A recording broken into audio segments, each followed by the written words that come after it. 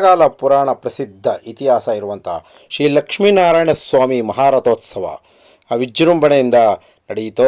ಈ ಬೆಳಗ್ಗೆ 11:30ಕ್ಕೆ ಪ್ರಾರಂಭವಾದಂಥ ವಿಶೇಷ ಪೂಜೆ, ರಥೋತ್ಸವಕ್ಕೆ ನಡೆದಂಥ ಪೂಜೆಯ ಸಂದರ್ಭದಲ್ಲಿ ಉಪ ವಿಭಾಗಾಧಿಕಾರಿಗಳಾದಂತಹ ಮಹೇಶ್ ಅವರು ಸೇರಿದಂತೆ ಅನೇಕ ಅಧಿಕಾರಿಗಳು ಮತ್ತು ಈ ಸಂದರ್ಭದಲ್ಲಿ ಜನಪ್ರತಿನಿಧಿಗಳು, ಗಣ್ಯರು ಮತ್ತು ಅನೇಕ ಮುಖಂಡರುಗಳು ಈ ಸಂದರ್ಭದಲ್ಲಿ ಹಾಜರಿದ್ದು ದೇವಸ್ಥಾನದ ಆಡಳಿತ ಮಂಡಳಿ ಮತ್ತು ಅರ್ಚಕರ ವೃಂದ ಮತ್ತು ವೀರಾಂಜನೇಯ ಸ್ವಾಮಿ ದೇವಸ್ಥಾನದ ಪ್ರಧಾನ ಅರ್ಚಕರಾದಂಥ ರಾಘವನ್ ಸೇರಿದಂಥ ಅನೇಕ ಮುಖಂಡರುಗಳು ಈ ಸಂದರ್ಭದಲ್ಲಿ ಹಾಜರಿದ್ದು ಲಕ್ಷ್ಮೀನಾರಾಯಣ ಸ್ವಾಮಿ ರಥೋತ್ಸವಕ್ಕೆ ಚಾಲನೆ ನೀಡಲಾಯಿತು.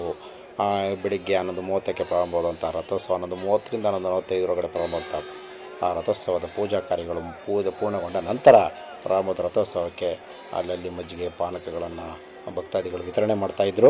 ಮತ್ತು ಈ ಸಂದರ್ಭದಲ್ಲಿ ನಾರಾಯಣ ಸ್ವಾಮಿ ದೇವಸ್ಥಾನದ ವ್ಯಾಪ್ತಿಯ ಪ್ರದೇಶ, ಮುಖ್ಯವಾದಂಥ ಪ್ರದೇಶಗಳಲ್ಲಿ ಎಲ್ಲವೂ ಕೂಡ ವಿದ್ಯುತ್ತನ್ನು ಅಲ್ಲೊಂದು ಮಾತ್ರ ಕಟ್ ಮಾಡಿ ಬಾಕಿ ಕಡೆ ಎಲ್ಲ ಕೂಡ ವಿದ್ಯುತ್ ಮಾಡಿದ್ದೊಂದು ಬಾರಿ ವಿಶೇಷವಾಗಿತ್ತು.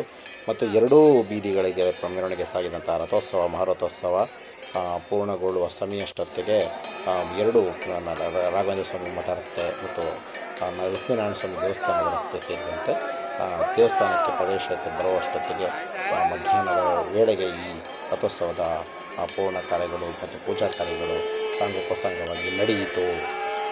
ಸುತ್ತಮುತ್ತಲ ಪ್ರದೇಶಗಳಿಂದ ಅಪಾರ ಭಕ್ತಾದಿಗಳು, ಲಕ್ಷ್ಮೀನಾರಾಯಣ ಸ್ವಾಮಿ ಭಕ್ತಾದಿಗಳು ಮತ್ತು ಪಟ್ಟಣದ ಭಕ್ತಾದಿಗಳು ಹೆಚ್ಚಿನ ಸಂಖ್ಯೆಯಲ್ಲಿ ಭಾಗವಹಿಸಿ ಲಕ್ಷ್ಮೀನಾರಾಯಣ ಸ್ವಾಮಿ ದರ್ಶನವನ್ನು ಪಡೆದರು.